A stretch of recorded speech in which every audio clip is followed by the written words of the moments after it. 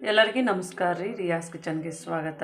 ಇವತ್ತು ನೋಡ್ತಾ ಇದ್ದೀರಿ ನಾನು ಇಲ್ಲೊಂದು ಅರ್ಧ ಕೆಜಿಯಷ್ಟು ತೊಂಡೆಕಾಯಿಯನ್ನು ತೊಗೊಂಡ್ವಿ, ಅಂದರೆ ಈ ಥರನೇ ಕಟ್ ಮಾಡಿ ಇಟ್ಟಿದ್ದೀನಿ ರೀ. ಇವತ್ತು ನೋಡ್ರಿ ನಾನು ಈ ತೊಂಡೆಕಾಯಿ ಪಲ್ಯವನ್ನು ಈ ಒಂದು ಮದುವೆ ಮನೆಯಲ್ಲಿ ಮಾಡ್ತಾರೆ ನೋಡ್ರಿ, ತೊಂಡೆಕಾಯಿ ಆ ಥರನೇ ಮಾಡ್ತಾಯಿದ್ದೀನಿ. ಅಂದರೆ ತುಂಬ ಟೇಸ್ಟಾಗಿರುತ್ತೆ, ತುಂಬ ಸಿಂಪಲ್ಲಾಗಿ ತುಂಬ ಬೇಗ ಆಗುವಂಥದ್ದು ರೀ ಮಾಡ್ತಾಯಿದ್ದೀನಿ. ನಮ್ಮ ಚಾನಲ್ ಯಾರು ಸಬ್ಸ್ಕ್ರೈಬ್ ಮಾಡಿದ್ದೀರಿ ನಿಮ್ಮೆಲ್ಲರಿಗೂ ಧನ್ಯವಾದಗಳು ರೀ. ಯಾರು ನಮ್ಮ ವಿಡಿಯೋನ ನೋಡ್ತಾ ಇದ್ದೀರಿ ಸಬ್ಸ್ಕ್ರೈಬ್ ಮಾಡಿ, ಲೈಕ್ ಮಾಡಿ, ಶೇರ್ ಮಾಡಿ. ನಾನಿಲ್ಲಿ ಒಂದು ಪಾತ್ರೆನ ಇಟ್ಕೊಂಡಿದ್ದೇನೆ ರೀ ಬಿಸಿ ಮಾಡೋಕ್ಕೆ. ಇದಕ್ಕೇ ನೋಡಿರಿ ಶೇಂಗದ ಕಾಳನ್ನು ಹಾಕಿ ಸ್ವಲ್ಪನೇ ಬಿಸಿ ಮಾಡೋಣ. ಇವಾಗ ನೋಡ್ಬೋದು ರೀ ನಮ್ಮದು ಒಂದು ಸ್ವಲ್ಪನೇ ಕಲರು ಚೇಂಜ್ ಆಗಿದೆ ರೀ. ಇದು ಸ್ವಲ್ಪ ಸ್ಲೋ ಫ್ಲೇಮ್ನಲ್ಲೇ ಇಟ್ಟು ನಾವು ಬಿಸಿ ಮಾಡ್ಕೋಬೇಕು ರೀ. ಅಂದರೆ ಇದು ಸ್ವಲ್ಪ ಚೆನ್ನಾಗಿ ಇದರಲ್ಲಿ ನಾವು ಹುರ್ಕೊಂಡ್ಬಿಟ್ರೆ ನೋಡಿರಿ ನಮಗೆ ಇದೇ ಟೇಸ್ಟ್ ಕೊಡೋದು ಪಲ್ಯಕ್ಕೆ. ಇವಾಗ ನೋಡ್ಬೋದು ಈ ಪಾತ್ರೆಯಲ್ಲಿ ನಾನೊಂದು 2 ಸ್ಪೂನಷ್ಟು ಆಯಿಲನ್ನು ಹಾಕ್ಕೊಂಡಿದ್ದೇನೆ ರೀ. ಇವಾಗ ನೋಡಿರಿ ಇದಕ್ಕೆ ನಾವು ಒಂದು ಅರ್ಧ ಟೀ ಸ್ಪೂನಷ್ಟು ಸಾಸಿವೆಯನ್ನು ಹಾಕ್ಕೋತಾ ಇದ್ದೀನಿ ರೀ. ಸ್ವಲ್ಪನೇ ಸಾಸಿವೆ ಸಿಡಿಬೇಕಾಗತ್ತೆ ರೀ. ಇವಾಗ ನಮ್ಮದು ಸ್ವಲ್ಪನೇ ಸಾಸಿವೆ ಸಿಡಿತಾ ಇದೆ ರೀ. ಇದಕ್ಕೆ ನೋಡಿರಿ ಒಂದು ಅರ್ಧ ಟೀ ಸ್ಪೂನಷ್ಟು ಅರಿಶಿನ ಹಾಕಿದ್ದೀನಿ ರೀ. ಕಪ್ಪಗಾಗಷ್ಟಿಗೆ ನಾವು ತೊಂಡೆಕಾಯನ್ನು ಹಾಕ್ಬೇಕು ರೀ. ಇದು ಕಲರ್ ಚೆನ್ನಾಗಿ ಬರುತ್ತೆ ರೀ, ಹಾಗಾಗಿ ಇದಕ್ಕೆ ಹಾಕಿ ನಾವು ಇದರೊಟ್ಟಿಗೆ ಚೆನ್ನಾಗಿ ಮಿಕ್ಸ್ ಮಾಡಬೇಕು. ಸ್ವಲ್ಪ ತೊಂಡೆಕಾಯಿಗೆ ಎಣ್ಣೆ ಕಡಿಮೆ ಹಾಕಬೇಕು ರೀ.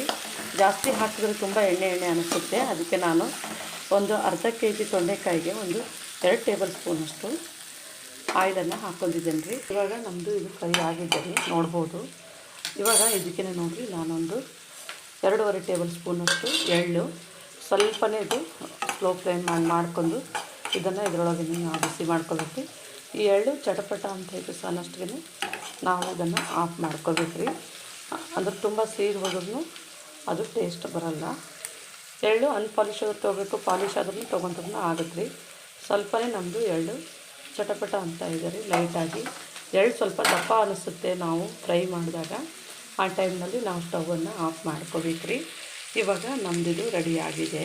ಇದನ್ನು ನಾವು ಚೆನ್ನಾಗಿ ಫ್ರೈ ಮಾಡ್ಕೊಂಡಿದ್ದೇವೆ ರೀ. ಇವಾಗ ನೋಡಿರಿ ಇಲ್ಲಿ ನಾವು ಸ್ವಲ್ಪನೇ ಇದನ್ನು ಸ್ವಲ್ಪ ತಿರುಗಿಸ್ಕೋಬೇಕು ರೀ. ಅದು ಸ್ವಲ್ಪ ಇಷ್ಟೇ ಆಯಿಲಲ್ಲೇ ಚೆನ್ನಾಗಿದು ಫ್ರೈ ಆಗುತ್ತೆ ರೀ.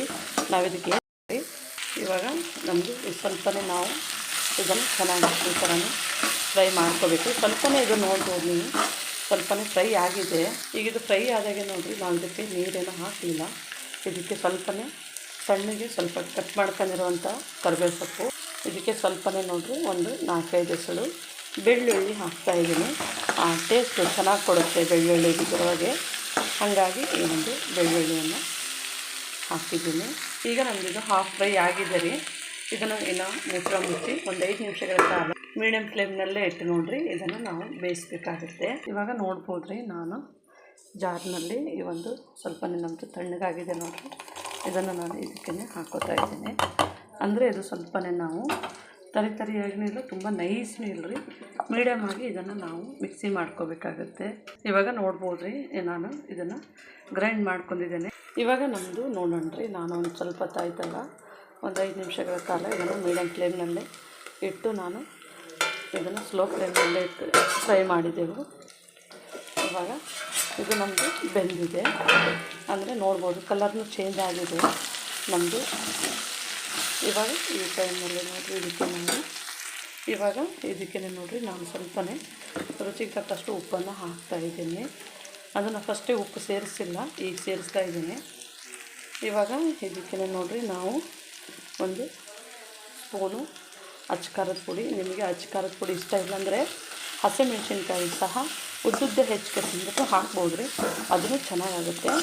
ಈ ಒಂದು ಹಸಿಮೆಣಸಿನ್ಕಾಯಿ ಹಾಕಿದ್ಮೇಲೆ ಪುಡಿ ಹಾಕಿದ್ಮೇಲೆ ಸ್ವಲ್ಪನೇ ಇದನ್ನು ನಾವು ಬಾಡಿಸ್ಕೋಬೇಕು ರೀ ಒಂದು 2 ನಿಮಿಷ. ಇವಾಗ ನಮ್ಮದು 2 ನಿಮಿಷ ಆಗಿದೆ ರೀ. ನಾವು ಮಾಡ್ಕೊಂಡಿರುವಂತಹ ಪುಡಿಯನ್ನು ಹಾಕ್ಕೊಳ್ಳೋಣ. ಇವಾಗ ನಾವು ಇದನ್ನು ಪುಡಿ ಹಾಕಿದ್ಮೇಲೆ ನೋಡಿರಿ ಸ್ವಲ್ಪನೇ ಇದಕ್ಕೆ ಚೆನ್ನಾಗಿ ನಾವು ಇದಕ್ಕೆ ಹೊಂದ್ಕೊಳ್ಳೋಂಗೆ ನಾವು ಬಾಡಿಸ್ಕೋಬೇಕು ರೀ. ಅಂದರೆ ಸ್ವಲ್ಪ ಚೆನ್ನಾಗಿ ನಿಮಗೆ ಡ್ರೈ ಅಂತ ಬೇಕಾದರೆ ನೀರೇನು ಹಾಕಬೇಡ್ರಿ, ಸ್ವಲ್ಪನೇ ನಮಗೆ ಗೊಜ್ಜು ಥರ ಬೇಕಂತ ಅಂದರೆ ನೀರು ಹಾಕ್ಕೋಬೋದು. ಇವಾಗ ಇದನ್ನು ನಮ್ಮದು ಇವಾಗ ರೆಡಿ ಆಗಿದೆ ರೀ. ಇವಾಗ ನಾನು ಕೊನೆಯದಾಗಿ ಸ್ವಲ್ಪನೇ ಕೊತ್ತಂಬರಿ ಸೊಪ್ಪನ್ನು ಹಾಕ್ತಾಯಿದ್ದೀನಿ ರೀ. ನೋಡ್ಬೋದು ನಾವು ಕೆಲವೊಂದು ಸರ್ತಿ ಮದುವೆ ಮನೆಯಲ್ಲಿ ಹೋದಾಗೆ ಈ ಥರ ಪಲ್ಯಗಳನ್ನ ಬಡಿಸ್ತಾರೆ, ನೋಡಿರ್ಬೋದು ನೀವು. ಇವಾಗ ನಮ್ಮದು ರೆಡಿ ಆಗಿದೆ ರೀ. ನಾನು ಸ್ಟವನ್ನು ಆಫ್ ಮಾಡ್ತಾಯಿದ್ದೇನೆ. ನೀವು ಮನೆಯಲ್ಲಿ ಒಂದ್ಸತಿ ಟ್ರೈ ಮಾಡಿ ನೋಡಿರಿ. ನಮ್ಮ ಚಾನಲ್ ಸಬ್ಸ್ಕ್ರೈಬ್ ಮಾಡಿರಿ, ಲೈಕ್ ಮಾಡಿ, ಶೇರ್ ಮಾಡಿರಿ. ನಮ್ಮ ವಿಡಿಯೋನ ನೋಡಿದ್ದಕ್ಕಾಗಿ ಧನ್ಯವಾದಗಳು.